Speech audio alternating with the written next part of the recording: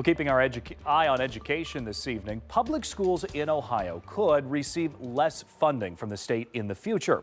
House Speaker Matt Huffman says it's unsustainable for the state to continue funding schools the way it currently does. So what does that mean for your tax dollars? 10 TV's Tara Jabor has that story.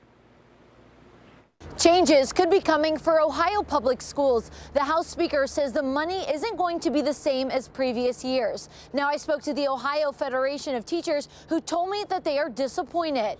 House Speaker Matt Huffman says the way schools have been funded through the Fair School Funding Plan isn't really a plan. Is there, in fact, enough money on transportation? Are we paying our teachers enough? Are we doing the things that we're supposed to, that the plan is called for? The answer is no, because that was never part of any legislation that was passed. The House Speaker says if nothing changes, it would become unaffordable for taxpayers. Local school districts that are severely underfunded, there are many school districts that have more money than they know what to do with. Melissa Cropper, the president of the Ohio Federation of Teachers, disagrees. The union represents over 20,000 educators and school staff across the state. But we have to put our money where our mouth is. And we hear from the legislature all the time about how important public education is.